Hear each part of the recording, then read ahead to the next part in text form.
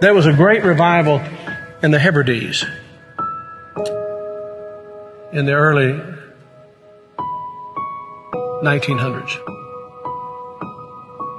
Began to moved up to the pleading for it into the 40s.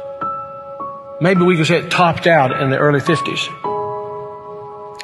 Two old women. One was 84 years old and one was 82 years old. One was blind and one was humped over so badly with spinal stenosis, just arched over. But they had passion for revival. They wanted God to work. This is what happened. They couldn't even get out to the church to pray. They couldn't even get out to the church to worship. Their house became a place to meet. People came in. They got so passionate about revival coming to their isle, the Isle of Lewis. They got so passionate about it. They confronted the preacher and wanted to know if he was thoroughly right with God. And they prayed and prayed and prayed. And they'd seen the Lord, they said, with the church filled up and God blessing, a great overflow. And the fire of God struck that tiny little obscure place off the coast of Scotland. And when it happened, there was a young teenage boy that got saved in it. His name was Donald. And the preacher became so dependent upon Donald and so close to Donald, he would ask him to lead in public prayers and help him with the meetings, and he did. Oh, how God worked. People began to hear about it, and the revival fire spread. It spread. And God blessed in a great way. Those two old women, the kind of people don't want in the church anymore. And from that same island, there was a young girl who was a cousin to Donald Smith, who immigrated to America.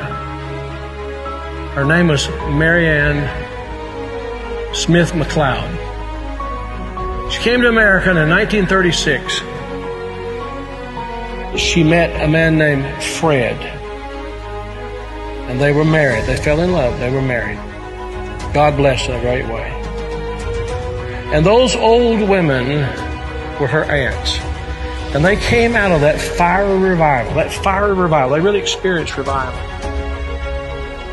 And they sent a Bible, a copy of the Word of God that had been used in a special way in that revival, to Marianne. She started having children. I think it was 1937 she had her first child. They named him after his father, Fred. Then she had her second child, named after herself, Marianne.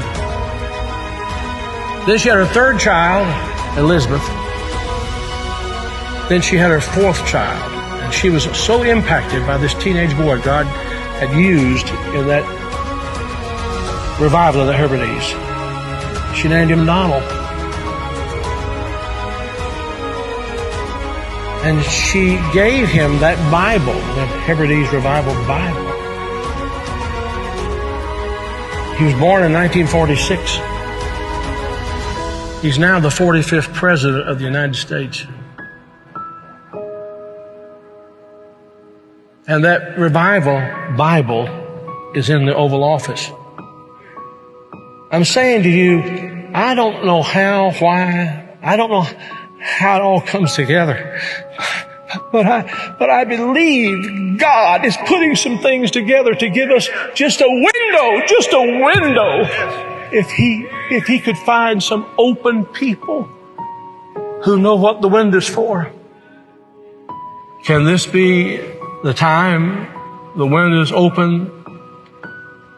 Providentially, God has prepared the moment, and we will become the people of prayer, pleading with God. This is a plea. Will thou not revive us again? Will you be a part of that? Will you?